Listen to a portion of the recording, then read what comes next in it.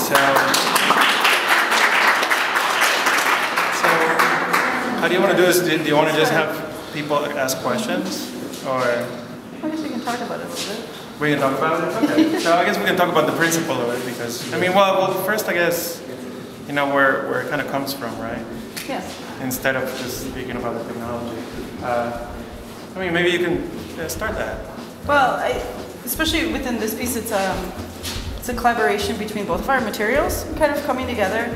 We kind of stumbled upon it too, which we just stumbled upon our collaboration too. We never set out to collaborate. One day I came home and he's been working on this program for a couple years.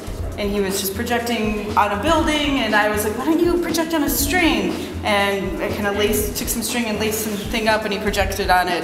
And 2 years later, this is what you have. As we've been collaborating together, we're really learning of how our mediums really cross over between the computer and fiber. One being the first... Really, the first technology, really. I mean, what do you the punch card. The punch card. Exactly. No, so computer is the jacquard loom, which right. which weaves fabric, the computerized loom. And then within this piece, which we stumbled upon too, was the moiré effect. The effect that you are getting with the virtual and the physical structure of when they cross over, what you're seeing, and it looks like watermarks, is actually a moiré. A moiré is something that happens within fabric. The way that it's woven, one string is turned this way, one's this, and when you weave it, you get this after effect, which is called a moiré. Or when you overlay too. Or also you'll see, like, you take two sheer fabrics and you overlay it, you'll kind of see this moiré kind of effect, and then it also happens.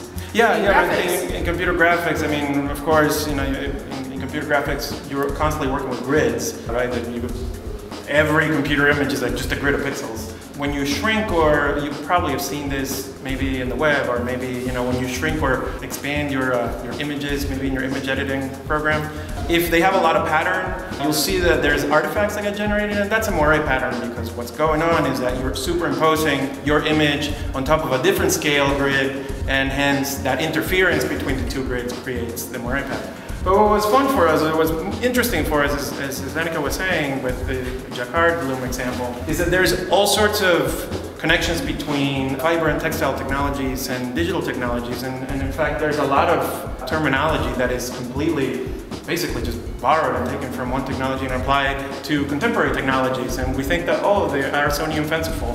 But you know, the principles of those things are actually quite old. And again, Annica mentioned the jacquard loom. The jacquard loom is really the first programmable machine. It was a machine that, I don't know if you're all aware of what that machine did, but basically you can create weaving patterns with, and this was 17 something or other, right? So late 1700s. And it was programmed by what was basically a punch card, right? And the punch card technology, it's still with us, right? I mean, every time you take I don't know, I haven't taken the SAT in a long time, but well, the last time I took it, you know, I had to fill in the little Scantron sheet, right? And maybe people go with the Scantron sheet. That's the same technology, it's the same idea. There's this deep connection of, I mean, computers seem so new, but a lot of what they're drawing from is actually quite old. The moiré effect for us just kind of ties our mediums together, but I feel also that it ties us with historical past.